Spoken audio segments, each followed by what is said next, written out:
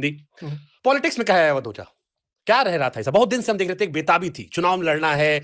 हालांकि बात सच है, यूपी बिहार में आदमी दो ये चीज देखता है, एक या तो नेता हो या आप गुंडा हो, सही, या अधिकारी। तीन आइए सब। Doctor Ram Manohar Lohia, PhD in economics from Berlin university. वो आदमी कांग्रेस के दफ्तर के बेंच पे सोता था।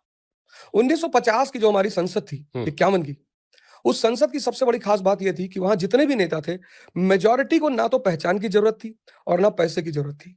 तो फिर वो आए किस लिए थे? क्योंकि उनको पता था कि हमें अपनी देश को दिशा देना है। आज इस देश को फिर एक बार से दिशा की जरूरत है। उन लोगों को जरूरत है जिनको समझ में आता है कि देश महान कैसे होता है। जैसे हम बहुत लोगों से नाराज नेता, एक बार एक नेताजी हमें फोन की, वो बैठा रहा, कहीं अवध भैया, हम कहीं गैंगटॉक कहाँ है?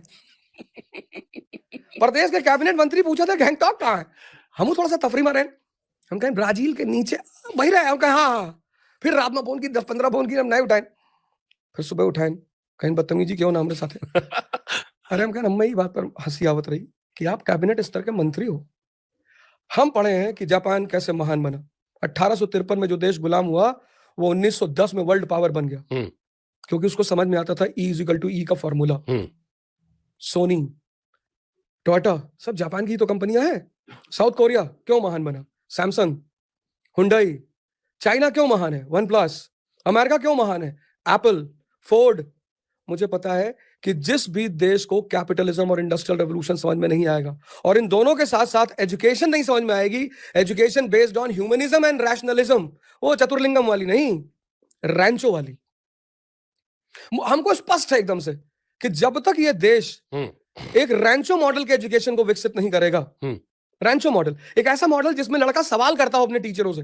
हमारे यहाँ मैं 1,000 के लड़कों को पढ़ाता था, 1,000 के लड़कों का बैच होता था आईएएस का, और आईआईटी और पता नहीं कहां से लड़के होते थे, और 2.5 घंटे की क्लास बीत जाती थी, कोई सवाल ही नहीं करता था। कोई सवाल, एक लड़का हाथ नहीं उठाता था कि मुझसे सवाल कर ले। इसका मतलब क्यूरियोसिटी मरी हुई है। सवाल दुश्मनी में तो कोई थोड़ी करता है।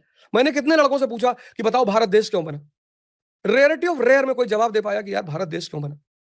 तो जिस तरह से 1951 के देश का दौर था कि जब एक बहुत महान व्यक्तित्व देश की राजनीति से जुड़े, लोहिया साहब जुड़े, अंबेडकर साहब जुड़े, डॉक्टर राजेंद्र प्रसाद जुड़े, लाल बहादुर शास्त्री जुड़े, नेहरू जी थे ही, और ये देश महानता की तरफ अग्रसर हुआ। अब दोबारा इस देश को अगर फिर से उस महानता की पटरी पर लाना है, तो हमारे जैसे बहुत सारे लोगों को, मैं इस मंच से इस देश के महान शिक्षकों को, डॉक्टरों को, इंजीनियरों को अपील करूंगा कि इस देश की जनता बहुत प्यारी है, आप बाहर निकलिए और आप कोशिश करिए कि आप इस देश की राजनीतिक धारा से जुड़े, और कोशिश करें आप हमारी पार्टी से ही जुड़े।